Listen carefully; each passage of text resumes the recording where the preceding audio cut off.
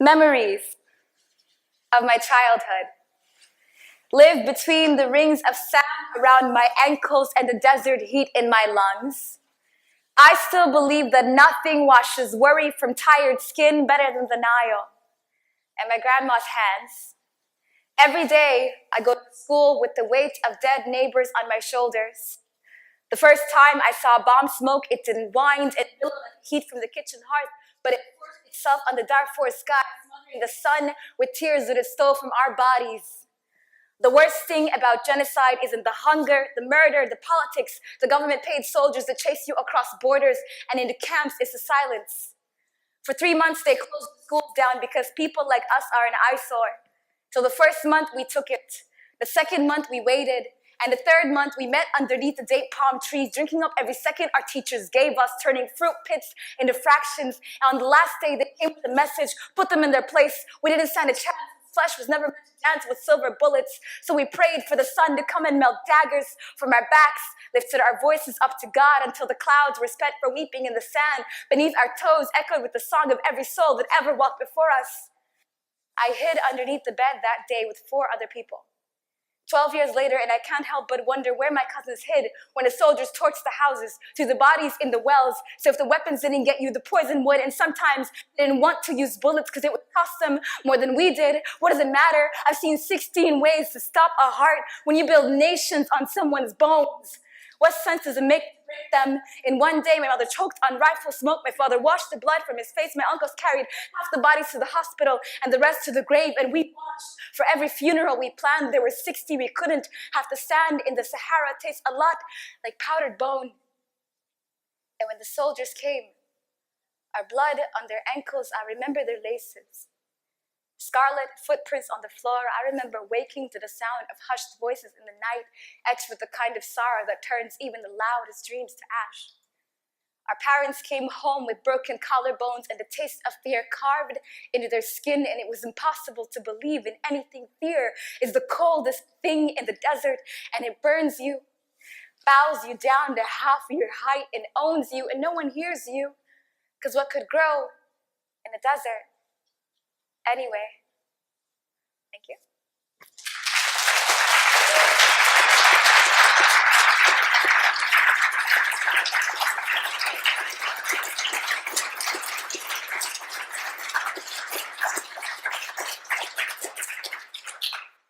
So, I wanted to talk to you today a little bit about my journey. And when I think about it, I thought, how did I get where I am? How did I go from Darfur to Yemen to the US? I grew up in the US. I've lived there for like 20-something years now. It was my birthday like 5 days ago. I'm 24. Hey. But I thought maybe it's resilience, because my grandmother, she passed away in 2015, but she never learned to read or write, because women and girls weren't allowed to do that back then where she was from.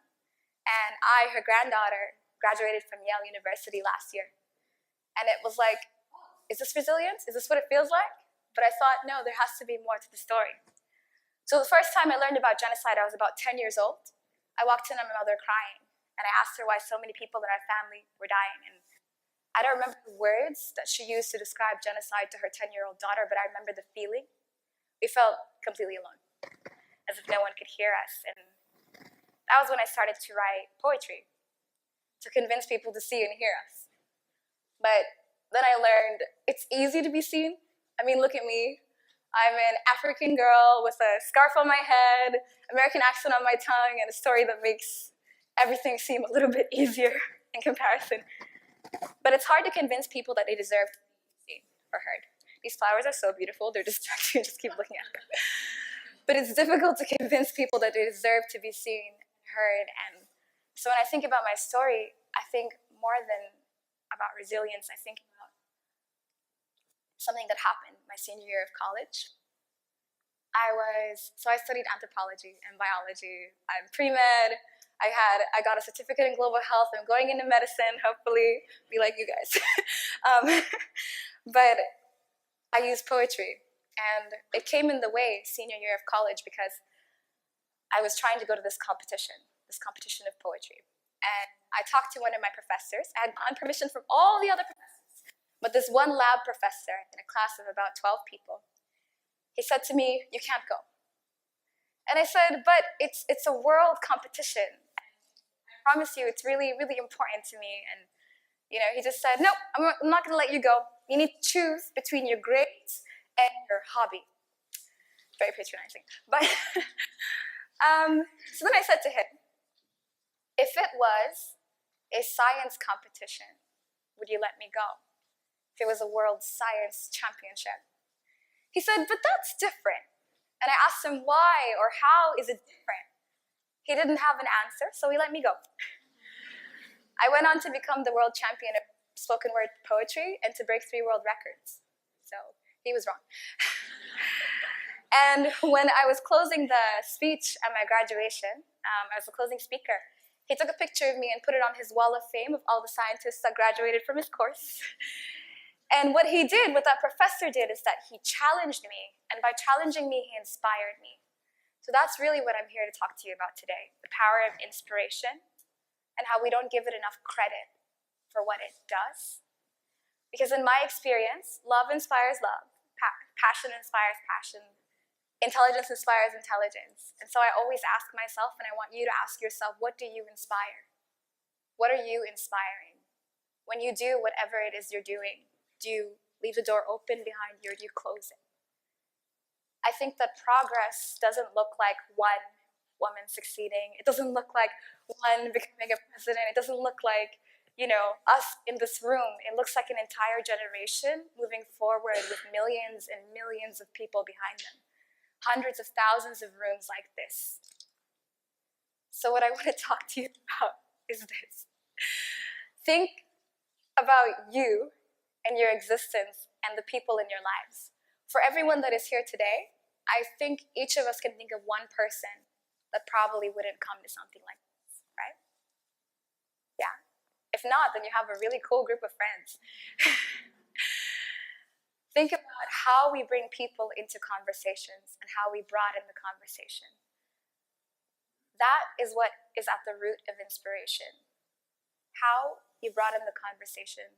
What do you inspire? Leaving the door open behind you.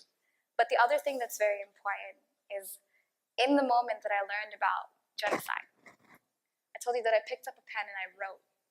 What I was doing in that moment is I was pushing back against what was happening to me. It's all those moments that can silence you. When I talk about the silence, those are the same moments that can propel you forward. When you think about sorrow and when you think about adversity, it can either silence you, it can repel you. You can think, no, I don't want to be anywhere near that, not on my newsfeed, not in my life, or it can propel you forward. So how do you let things drive you? How do you transform your experiences into action and your passion into action? I like to answer that by using poetry. And I told you already that I'm a nerd and that I studied bio. I'm bogged down by the numbers all the time. Like that is my trait, science. But I use poetry to speak because I think that it breaks down all the barriers between you and another human being. When you are seeing somebody speak to you this way, it's very difficult not to respond very viscerally. So when someone talks to you politically, for instance, I think that you're compelled to respond politically. You see it in arguments, debates. If somebody speaks to you academically, you're compelled to respond academically. If someone speaks to you with hate, you're compelled to respond with hate. But if they speak to you with your humanity, you respond with your humanity. Whether that's compassion, whether it's innovation, whatever human thing you could put forward. For me, it's poetry. That is how you should respond. So what I want to leave you with is one, push back against silence, push back against everything that is happening to you. Hey. Two,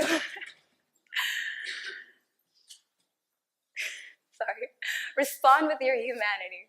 And I know earlier we heard about what is at the basis of humanity and humanitarian work, but at the same time, turning that into, or responding with your humanity, I think is the fastest way to break down the conversation, the structures that hold up all of the violence that we see today.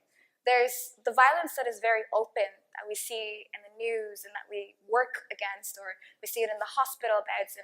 But there's also another kind of violence that's structural, and we only find out about it years and years later when, you look at two resumes and you take John Smith, but you don't take Muhammad Ali, God rest his soul. But there's a third kind of violence that I'm only starting to understand. It's the one that's so deeply rooted in our societies that we don't know how to name it. And how can you fight something you don't know how to name? I think that's the importance of knowing and being careful about what you say and how you break down the structures that uphold the kind of violence that we see in the world today.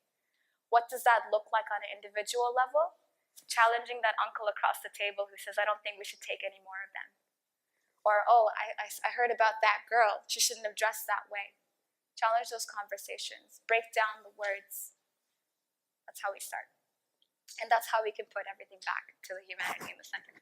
So whatever you go forward into doing, and whatever numbers you have to deal with, or people, or work, make sure that you bring the humanity, and not just the outside humanity, but your own at the center of it. Because, as I said, love inspires love, but I think also humanity inspires humanity.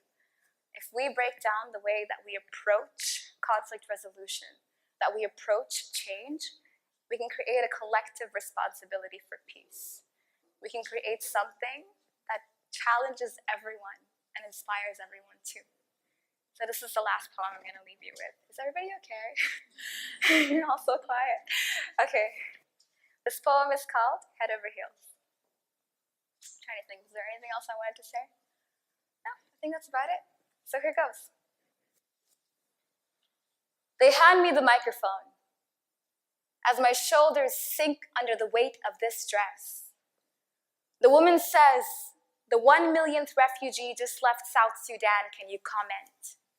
I feel my feet rock back and forth on the heels my mother bought, begging the question, do we stay or is it safer to choose flight? My mind echoes through the numbers. 1 million gone, 400,000 dead in Darfur, 2 million displaced, and this lump takes over my throat as if each of those bodies just found a grave right here in my esophagus. Our once country, all north and south and east and west, so restless, the Nile couldn't hold us together, and you asked me to summarize. They talk about the numbers as if this isn't still happening, as if 500,000 didn't just die in Syria, as if 5,000 aren't still making their final stand at the bottom of the Mediterranean, as if there aren't entire volumes full of fact sheets about our genocides, and now they want me to write one. Fact. We never talked over breakfast because the warplanes would swallow our voices. Fact. My grandpa didn't want to leave home, so he died in a war zone. Fact. A burning bush without God is just a fire. I measure the distance between what I know and what it's safe to say on a microphone. Do I talk about the violence, displacement? Do I mention the sorrow, how it's never as simple as what you see on TV, how there are weeks worth of fear before the camera's on? Do I tell her about our bodies, how they are 60% water, but we still burn like driftwood, making fuel of our sacrifice? Do I tell her the men died first, mothers forced to watch the slaughter, as they came for our children, scattering them across the continent until our homes sank, that even castles sink at the bite of the bomb? It sounds too harsh. I tell her about the elderly, our heroes, too weak to run, too expensive to shoot, how they would march them hands raised, rifles at their backs into the fire, how their walking sticks kept the flames alive. It sounds too harsh. For a bundle of wires and an audience to swallow, too relentless, like the valley that filled with the putrid smoke of our deaths. Is it better in verse? Can a stanza become a burial shroud? If you don't see me cry, will you listen better? Will the pain leave when the microphone does? Will it sting less if I say it softly? 30 seconds for the sound bite, and now 3 minutes for the poem. My tongue goes dry, the same way we died, becoming ash without ever having been coal. I feel my left leg go numb, and I realize that I'd not locked my knees, bracing for impact. I never wear shoes I can't run in. Thank you.